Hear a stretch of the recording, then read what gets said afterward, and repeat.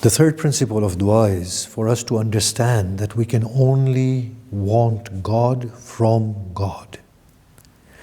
Nothing else is desired by us. We are in this false illusion that we own anything or that anything is ours. So asking for health and life and wealth, although are things that we need to ask for, but they are not the essence of dua. And we will talk about them in the future talk. We only yearn God from God. How do we explain this? Think of our lives. We come to this world within bodies. We leave these bodies and we go away. So what have we taken with us? Neither does our health come with us, nor does our property come with us, nor do our friends and family come with us, and our names and prestige is non-existent once we die. The only thing we take back is the actualized humanity of ours that is in a state of potentiality at this point. We want to actualize ourselves as we go back. We are on a journey on the face of this earth. The journey is all about us completing ourselves from within as we go onwards to meeting with God. That completion is through finding God. Finding God means allowing godliness to emerge through us. That is why we find in the Quran the prayer of the people who are in a state of salvation. They say, "O Lord, complete for us our light." And in another place they say, "And remove from our hearts any ill feelings towards the believers or others." What that signifies is that the only thing to be gained accurately is the light of God. In other words, God Himself, and become godly. Imam Hussein says so beautifully, and of course I paraphrase, that, "O Lord, I begin to understand this now, that in every affair of my life, your sole endeavor was to introduce yourself to me." As if to say,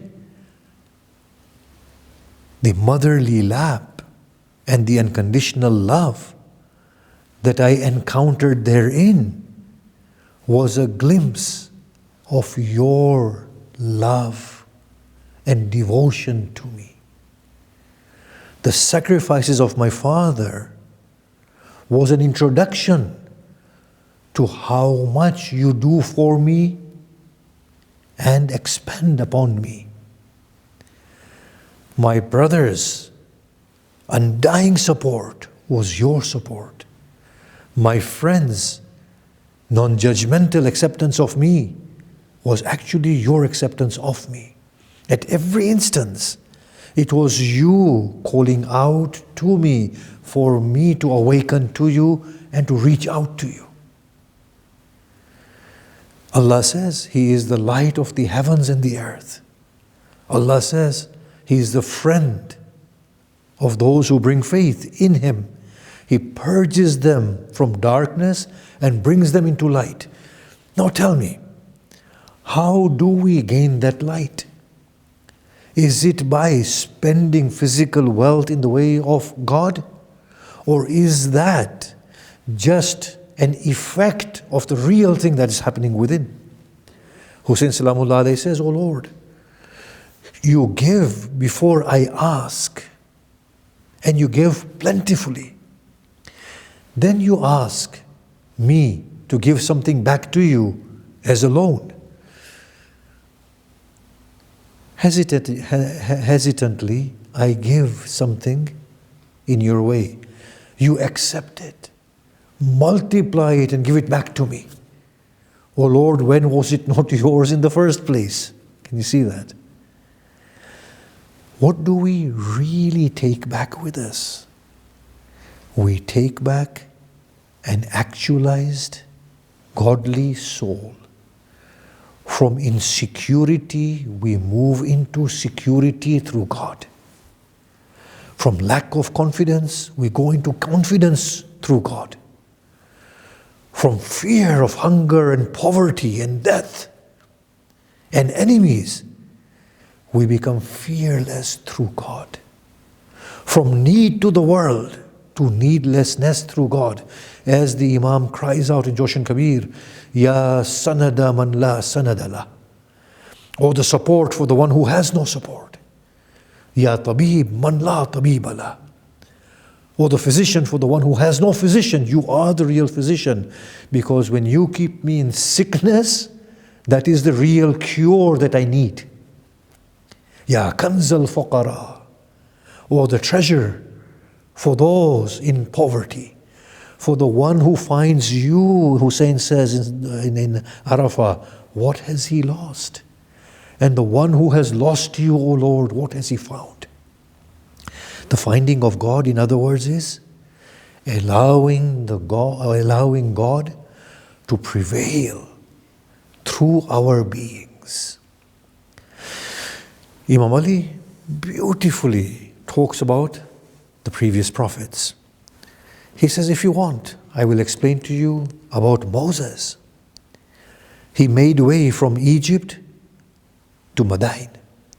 He ate nothing but leaves en route to Madain. As he watered the animals for those two females, he retreated beneath the shade of the tree. At that point, the skeleton structures of the leaves were visible from the walls of his stomach. He had been reduced to that level in his body mass. And there he cried out, O Lord, whatever good you give to me, I am a beggar of it. What did Moses understand is the completion of his prayer? Then he says, Moses arrives in front of the Pharaoh, wearing rags, carrying a broken staff. Pharaoh smiles. He says, "O Moses, if indeed you are from the Lord of the worlds, where are the legion of angels? Where are the gemstones of diamonds and rubies? Where are the princely attire? Even your staff is broken." What the Pharaoh didn't understand was that Moses had found the treasure of all treasure, the might of all might from within himself. It wasn't in the bodily sense. And Moses only yearned that completion that made him needless of rows of army and of gold and silver. Imam Ali explains, if you want, I will explain to you the poverty of Isa, who was totally immersed in God. For his servant, he took his 2 hands. For his steed, he took his 2 legs. For his bed, he took the cold earth. For his pillow, he took the hard rock. For his covering, he took the darkness of the night. He did not marry, lest he be distracted from God. God was his completion. So the only thing we yearn from God in dua is God himself. How beautifully our Arafah have said that, "O you deluded one, in the glitter of gold and silver and in the beauty of Layla, if only you knew who you are yearning. You will see another in the face of Layla, but not the face of Layla." And how beautifully Rumi says that if only you were to know your own worth, you will not yearn anybody but God. For he is the only one for you. He says, what you have inside you is so precious, for it is the house of the divine. He gives a bit of an analogy that I will say. He said, if I were to bring a blade from the treasuries of the kings of India, crafted from the best iron the world has to offer. And I were to tell you, put it to good use. And you begin to dig holes with it and cleave rotten meat with it. And I ask you, you do not make use of it, and you say, but I make full use of it. I ask you, is making use of it digging holes? Your soul is that beautiful. Making proper use of it is not running after the world and calling God to give you the world. Making use of it is to refine this beautiful locus so that the most beautiful one may begin to emerge through it. So the third principle of dua is that we yearn only God from God. Now if we read the Quran, in one place Allah does say, ask Allah of His fadl, of His grace. But in the two intimate verses in which God talks to us, He says something else. Say to my servants, I am near. Ujibu da'wata da'iya idha da'ani. I respond to my supplicant when he calls on to me. He does not say, I give. In another verse, he says, Ud'uni astajib lakum. Call me, I will respond to you. We have interpreted this divine, lofty verse to mean, ask me and I'll give to you. No, call me and I will respond to you. It's the loftiest prayer. Oh Lord, I'm calling you, and the Lord said, I'm responding to you. For a heart that feels the response of God, they become mindless of the kingdom of Sulaiman. Even if the whole galaxy were to be given to them in the clusters of universes, they will not care less. That is the response of God. When you can have the author himself, what cause do you have for a little glimpse of his handiwork? That is what we are after. Our calling is to God. And when we call God, He responds. I will give one little analogy. A child is lost. The mother is bewildered. She calls out for her child. Somebody comes with a cup of tea. Another comes with the gift. A third one comes with the promise of a house. A fourth one gives her a palace. She is as bewildered. She calls out to her child. And when the child responds, yes, mother, I can hear you and I'm here, the joy that she finds cannot be compared to the riches of palaces and gold and silver. That is how the soul rejoices when God responds. So the third principle of dua is that in dua, ultimately and inevitably we are calling God. When God gives health, He hasn't given anything. When God gives sickness, He hasn't given anything. When God gives a share of Himself through health and sickness, He is beginning to give the real thing.